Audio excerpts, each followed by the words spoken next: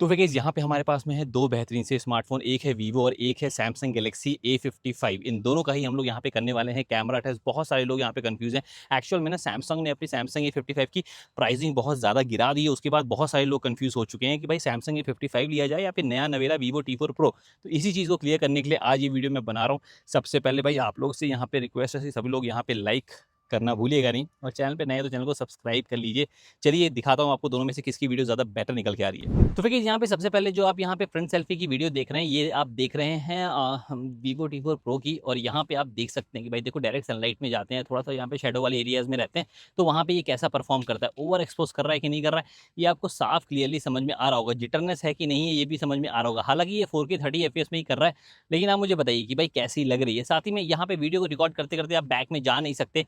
HDR का management कैसा है मैं आपको दिखा देता हूँ। यहाँ पे स्काई वगैरह आप यहाँ पे मैनेज करता हुआ नजर आ रहा है नहीं, ये भी आप मुझे बताइएगा।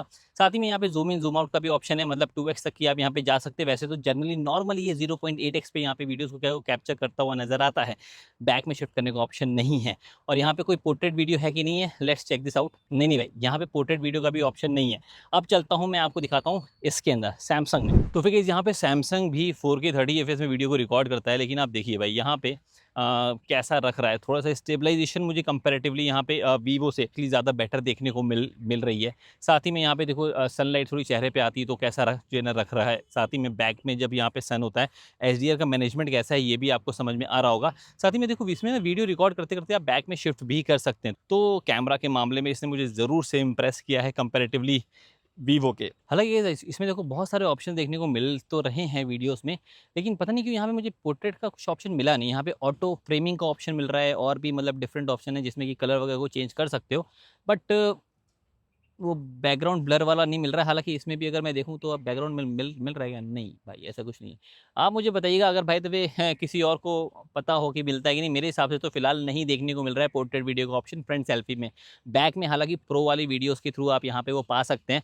तो अब ये चीज़ है, दोनों को एक साथ भी मैं करके दिखा देता हूँ कि दोनों में से किसकी वीडियो ज़्यादा बेटर है। तो फिर यहाँ पे आप देख सकते हैं ये है front selfie video recording test. दोनों में से कौन ज़्यादा बेटर स्टेबलाइज है ये आपको समझ में आ रहा होगा।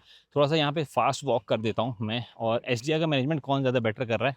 किसने भी देखो चेहरे को बहुत डार्क करके बैकग्राउंड के मैनेज करना थोड़ा सा उतना अच्छा नहीं लग रहा है।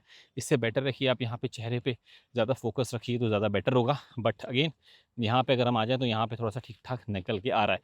आप मुझे बताइए साइड बाय साइड दोनों में से किसकी वीडियो क्वालिटी ज़्यादा बेटर आ रही है, किसमें ज़्यादा बेटर स्टेबलाइजेशन है। और हाँ, वीडियो रिकॉर्ड करते करते यहाँ वीवो के अंदर आप जूम इन वगैरह कर सकते हैं, जूम आउट कर सकते हैं, और सैमसंग में बैक कैमरा में शिफ्ट कर सकते हैं। तो ये चीज़ें आपको देखने को मिल जाती है। बताइएगा किसकी वीडियो क्वालिटी आपको ज़्यादा बेटर समझ में आ रही है, बताइएगा ज़रूर।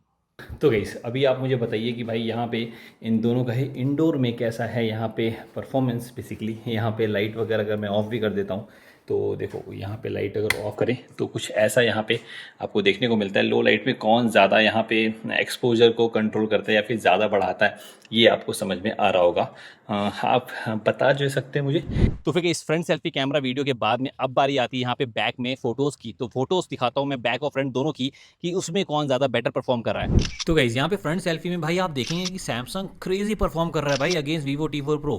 मतलब आप देखिए प्राइस का तो डिफरेंस है ये दोनों के बीच में, लेकिन आप देखिए भाई सैमसंग का फ्रंट सेल्फी कैमरा ना अनडाउटेडली सबसे बेस्ट निकल के आ रहा है। यहाँ पे आप चाहे इंडोर में फोटोज़ को खींचे चाहे आउटडोर में।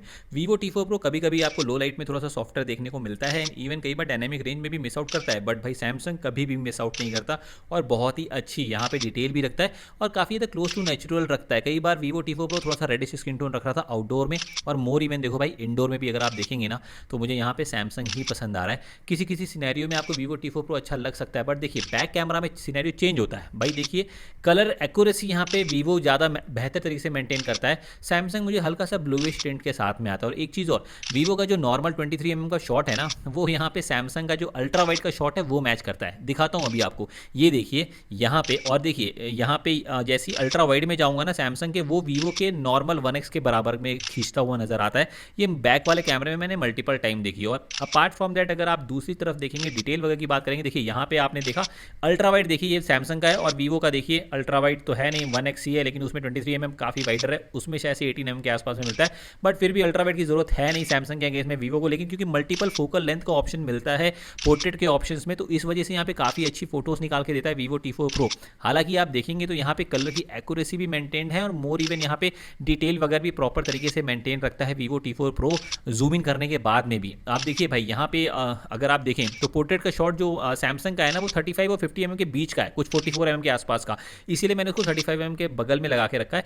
आप ये सारी फोटोज़ को ना यहाँ पे पॉज करके भी देख आप सकते हैं, अगर आप बोलोगे तो मैं गूगल ड्राइव का लिंक दे दूंगा, लेकिन कमेंट करके बोलोगे तब। अगर आप मुझसे पूछे, देखो सैमसंग और वीवो के अगेंस्ट में अगर आप फोटोज़ को लेकर के डाउट में है ना, तो मैं एक चीज़ बोलूँगा, देखो सैमसंग यहाँ पे सस्ता जरूर आ रहा है, बट बैक वाले कैमरा में क्योंकि मल्टीपल फोकल लेंथ का ऑप्शन आपको वीवो में देखने को मिलता है, इसलिए बैक वाले कैमरा में कई बार क्या हर बार ही यहाँ पे बैक वाले कैमरा में जीतता हुआ नजर आएगा वीवो T4 Pro सैमसंग के अगेंस्ट में, बट फ्रंट कैमरा में भाई हारता है किया।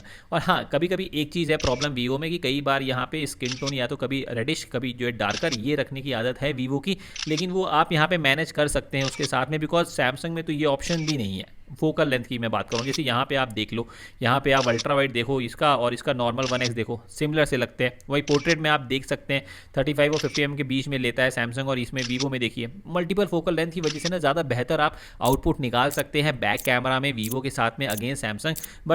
बट हाँ, यहाँ पे जो best value for money phone निकल के आता है वो सैमसंग भी मुझे काफ़ी अच्छा लगा है। फ्रंट सेल्फी कैमरा से भी बैक से भी जो भी इसमें ऑप्शन मिलते हैं वो अच्छी फोटो खींचता है, बट क्योंकि मल्टीपल फोकल लेंथ नहीं है इसीलिए मैंने वीवो को यहाँ पे जिताया है। चलिए चलते हैं बैक कैमरा वीडियो की तरफ। तो फिर यहाँ पे आप ये देख सकते हैं दोनों ही फ़ोन से हम ये रिकॉर्ड कर रहे हैं 4K 30 FPS में। यहाँ पे HDR का मैनेजमेंट किस में ज़्यादा बेटर है ये आपको इससे समझ में आ रहा होगा, सबसे इंपॉर्टेंट बात।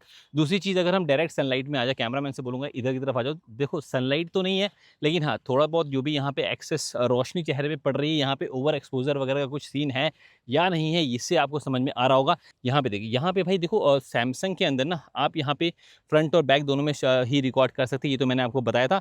बाकी जूम इन जूम आउट का भी ऑप्शन है, वीडियो रिकॉर्ड करते करते अल्ट्रा वाइड में भी सैमसंग में शिफ्ट कर सकते हैं, बट ये चीज़ आप वीवो में नहीं कर सकते।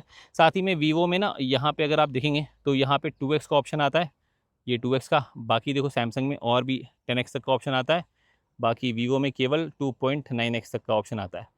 तो ये सारी चीज़ें आपको देखने को मिल जाती हैं इन दोनों के बीच में डिफरेंस। बाकी तो यही था। अब आप लोग मेरे को बताइए कि इस पर्टिकुलर वीडियो के सेक्शन में किसकी वीडियो की क्वालिटी या किसकी कैमरा की क्वालिटी ज़्यादा बेटर आपको देखने को मिली।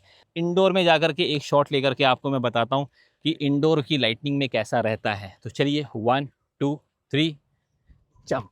तो गाइस यहाँ पे आपको देखने को मिल रहा है इंडोर में कि लो लाइट में कैसी यहाँ पे परफॉर्मेंस रहती है। सबसे इंपॉर्टेंट बात, अगर मैं थोड़ा सा यहाँ पे अंधेरा करने की कोशिश करूँ, जैसे यहाँ पे लाइट ऑफ होती है, बहुत ही हल्की सी लाइट आ रही है, लेकिन फिर भी आप मुझे बताइए कि यहाँ पे कैसी लाइटनिंग रख रहा है।